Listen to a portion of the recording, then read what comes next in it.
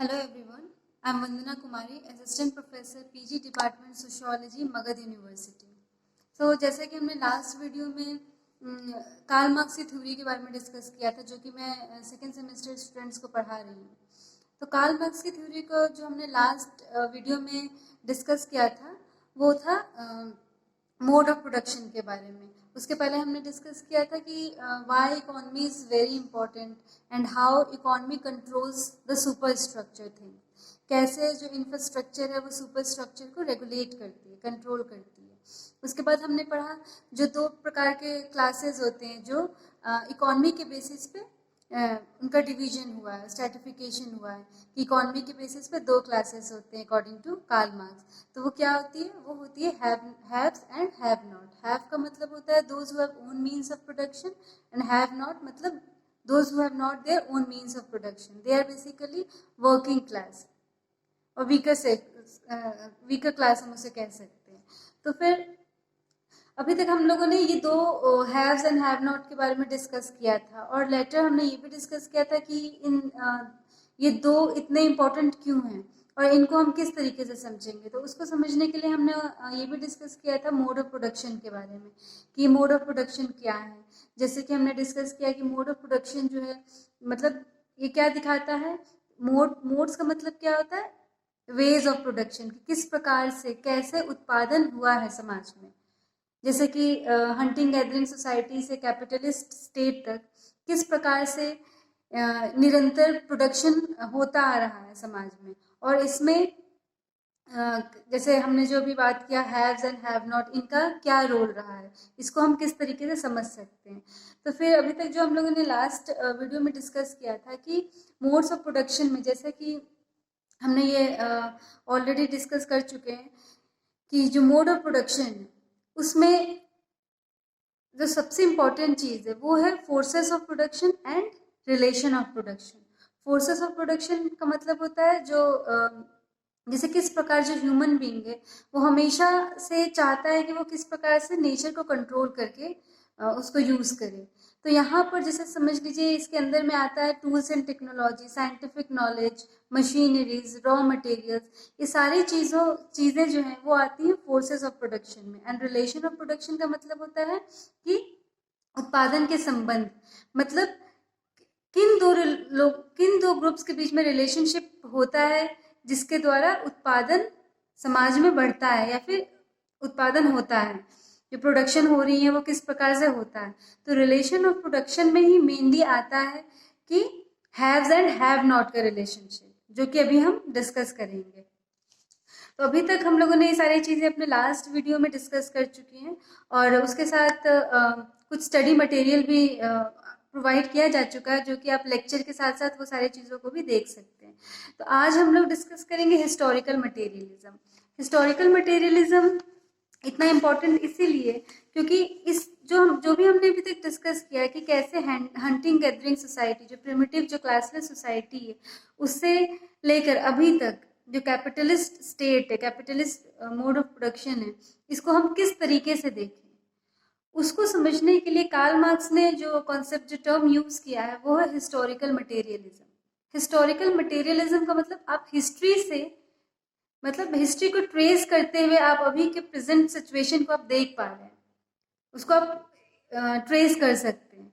तो historical materialism का यहाँ पे क्या मतलब होता है, like here material condition is very important for Marx because economic factor affect the structure and development of the society।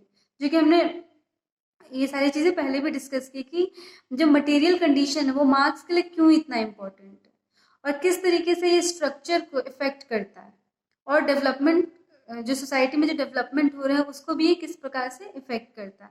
तो यहाँ पर historical materialism is based on the philosophy of human history, और उसी को देखने के लिए ह्यूमन हिस्ट्री के साथ साथ, ह्यूमन रिलेशनशिप के साथ साथ जो फोर्सेस ऑफ प्रोडक्शन, जो रिलेशन ऑफ प्रोडक्शन है, उसके साथ साथ हम इन सब चीज़ों को कैसे देख रहे हैं, मतलब it can be understood as sociological theory of human progress.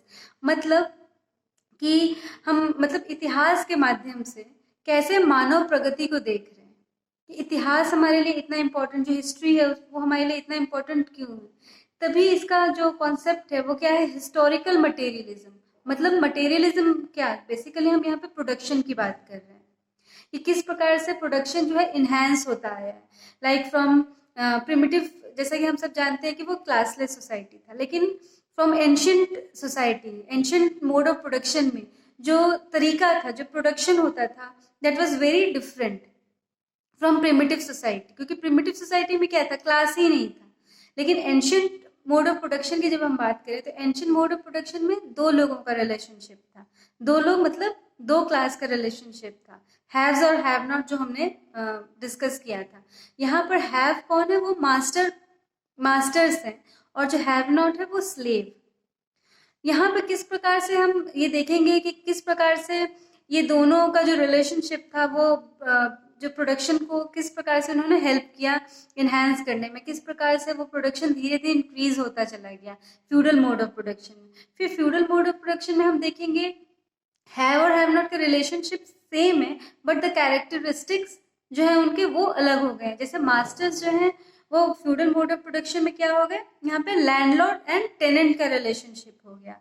जो मास्टर्स थे वो लैंडलॉर्ड हो गए, जो कि हैव ग्रुप है, और जो स्लेव्स थे वो टेनेंट की कैटेगरी में आ गए।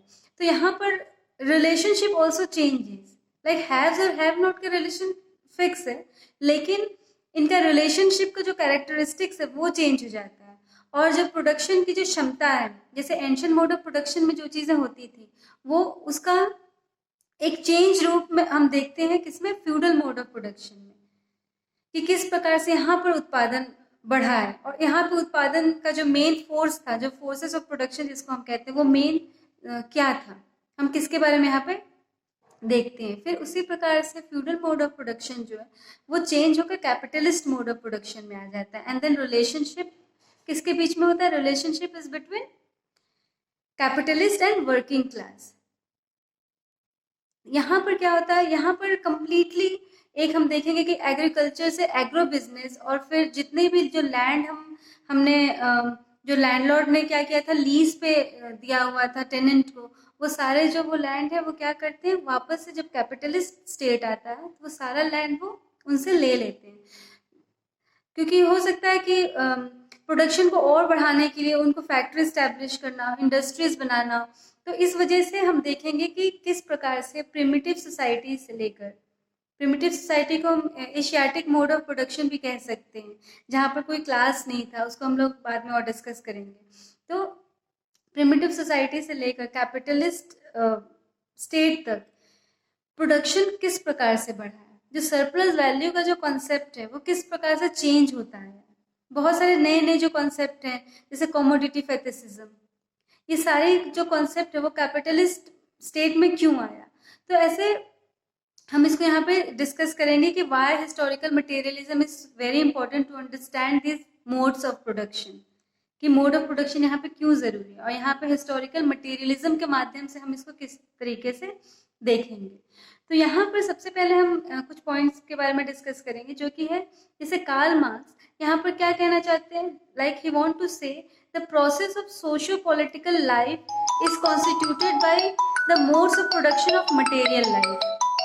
फिर हिस्टोरिकल मटेरियलिज्म, उसमें उन्होंने क्या बताया कि क्यों सोशियोलॉजी में उसको इंट्रोड्यूस किया गया है, because it's like a new method of inquiry, new method of inquiry with a new concept to explain the rise, development and decline of the particular form of society।